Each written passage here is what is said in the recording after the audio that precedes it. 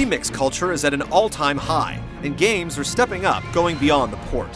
The remake of Resident Evil for the GameCube dipped its pinky toe into the pool, but Lara Croft swan dives headfirst, making a big splash. Her first foray into tomb raiding lives on in this reimagining of her very first game, making proper bookends for the PlayStation and PlayStation 2 eras. She had the chops in '96, but how's she rocking in '07?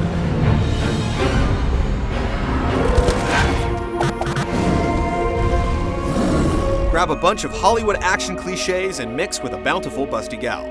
Lara's globetrotting takes her to a bunch of sites in search of rare artifacts and a little bit of international espionage. Good times don't require brain cells. Chapters start and close with titillating cutscenes that any adrenaline junkie can admire, some of them borrowing the Shenmue-certified Resident Evil 4 approved QuickTime events, making previously scripted events interactive. It's popcorn, but with this much artificial butter, it sure is tasty.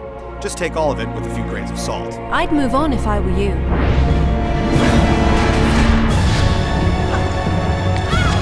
The OG Tomb Raider made its mark with 3D freedom and cavernous caverns. While Anniversary hasn't quite stepped up to 4D, those caverns and mountains remain intact. Tweaks have been applied, certain parts are expanded, while some formerly pre-rendered scenes have been transformed into fully playable outings. But those twisty little passages are back, and they're still worth exploring. There's bound to be frustration and quandary for anyone who hasn't played the original, but it's sure to be nullified with the sense of scope and awe. Tomb Raider was designed in a day when 3D worlds were still new, but the architecture hasn't taken any hits. It's far more raw and organic than what modern gamers are used to, but it's part of a near-invisible charm that today's games have sort of lost from concentrating on being overly fair to the player. There's a true sense of exploration and chance accompanied with every exasperated Hail Mary jump and grab. It's the sort of game you can get lost in, but rarely stuck. Artifacts can hide from even the most stalwart spelunker's sight. And that's alright because replaying a level is a treat as you go for more relics and artifacts to unlock more Anniversary content like bios and costumes. Not to mention Lara's Funhouse Mansion, which would make an American Gladiator blush. Each level also features a time trial mode and commentary, bringing the full Tomb Raider effect. It's a lot of content for a budget-priced game, and content that you'll actually want to access.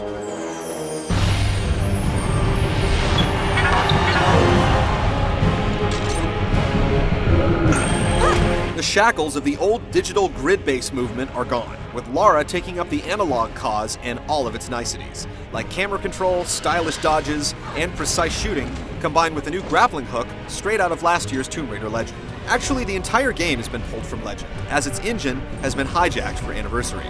That's not a bad thing, since Legend is the only Tomb Raider game to hold a candle to the original. Combat still amounts to holding auto-aim and firing en masse at whatever toothed animal is trying to make some Lara cakes. The difference is that they can get really angry after taking multiple flesh wounds, triggering a new charge attack that you can dodge in slow-mo. There's also a minuscule timed event that can let you euthanize most foes with a single slug.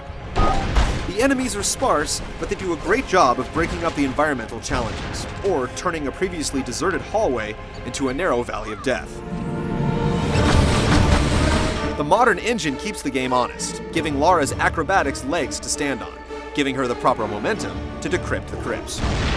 The combat can feel rote at times, but it's used in such exacting portions that it never becomes an unwelcome addition.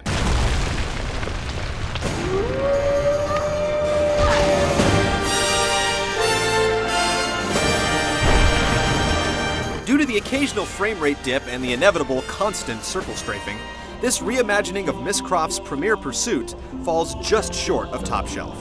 But the new control scheme has made it infinitely more playable, and the additions of QuickTime events and new areas tint it modern. And the Grand Cave Explorer from 1996 is still intact and still fantastic. Now, if we could only find that nude code.